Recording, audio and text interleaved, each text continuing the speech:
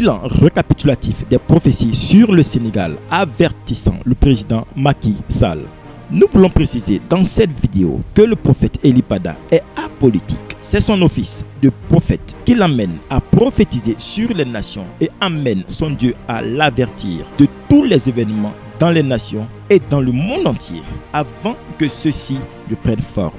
Voici le commencement de toute une chronique de prophétie dite par cet homme de Dieu qui ne connaît ni le peuple sénégalais, encore moins son président, qui n'est lui-même pas sénégalais, pour dire qu'il n'a aucun intérêt à voir la chute du pouvoir du président Macky Sall. Il est simplement la sentinelle des nations. Il avertit suivant l'ordre de son Dieu, alors qu'il peut se taire. Mais se taire, c'est participer à la destruction pendant que Dieu l'avertit des dangers ou des risques que court cette nation. Sachez que le Seigneur dit en Ézéchiel 33, du verset 8 au verset 9.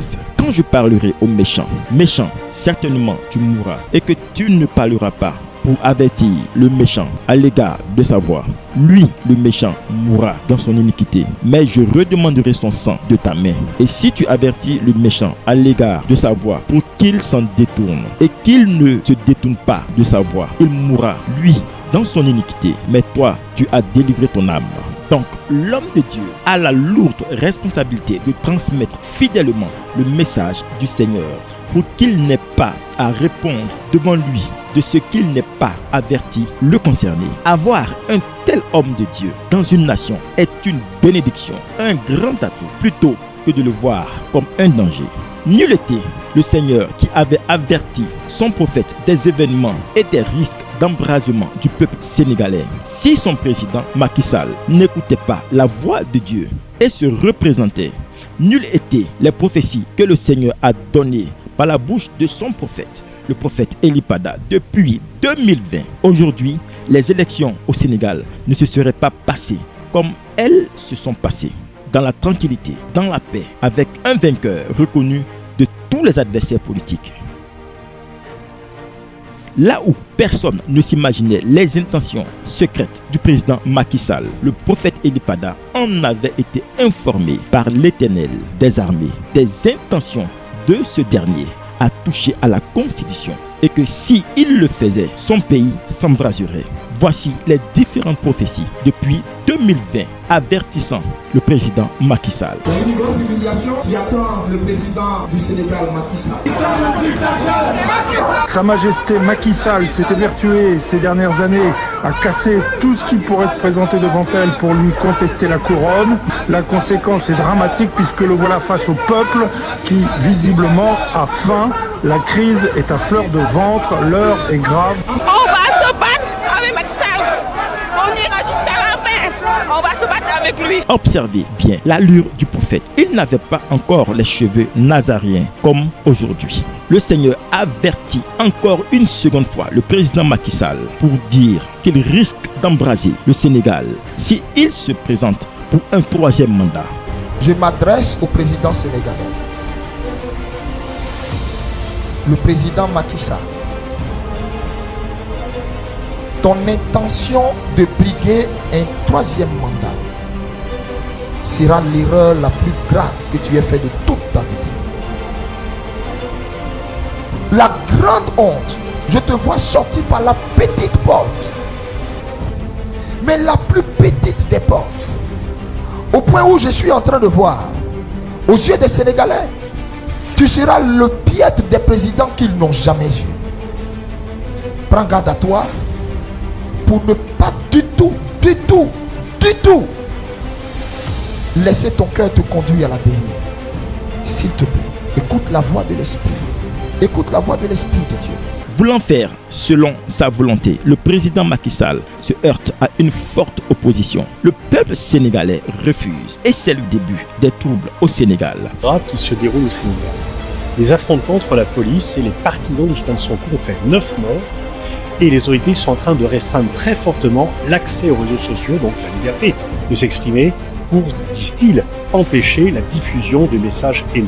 Groupe de manifestants en colère de toutes sortes qui brûlent des pneus. Certains véhicules également ont été calcinés. Vous pouvez peut-être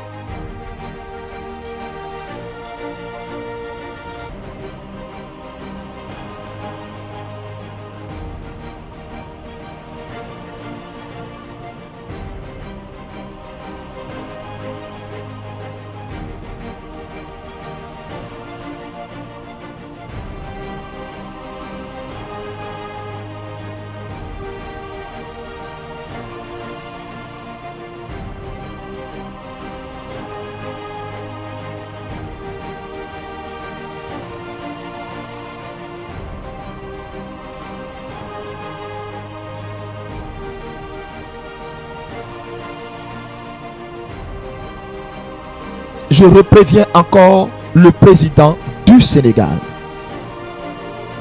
Une honte inimaginable est à la porte de ton palais. Tu ne comprends pas que tu es poussé à faire de faux calculs politiques. Tu ne comprends pas que tu es poussé à faire des choses au fait pour ta propre ruine, pour ta propre perte. Et l'orgueil a gagné ton cœur. L'orgueil a gagné ton cœur. Attention, attention. Tu es en phase de rentrer dans l'histoire, mais de la mauvaise manière. Je te parle par l'Esprit de Dieu. Tu es en phase de rentrer dans l'histoire de la mauvaise manière en ce qui concerne ton pays. Mais le peuple sénégalais dit non. Et vu le désaccord de son peuple, le président sénégalais déclare: Ma décision, longuement et mûrement réfléchie, est de ne pas être candidat à la prochaine élection du 25 février 2024. Alors qu'on pensait que tout allait entrer en ordre, Ousmane Sonko, l'adversaire politique le plus farouche et également prétendant à la présidence du Sénégal, est arrêté et le président annonce le report des élections présidentielles. Il s'ensuit des troubles.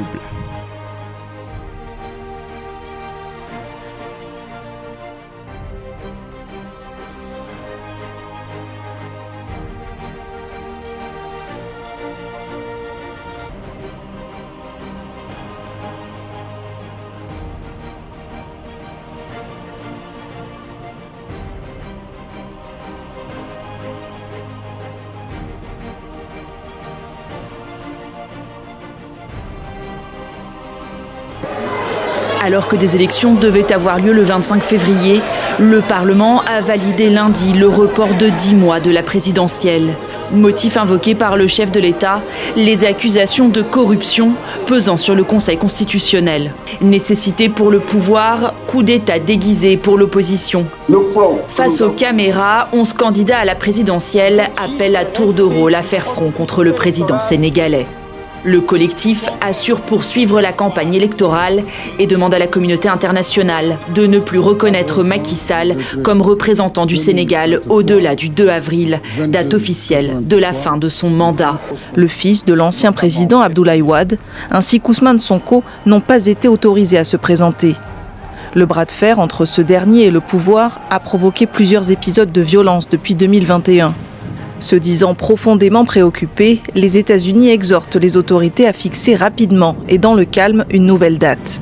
L'enjeu pour le président sortant est aujourd'hui d'éviter une crise dans un pays toujours considéré comme un modèle démocratique sur le continent.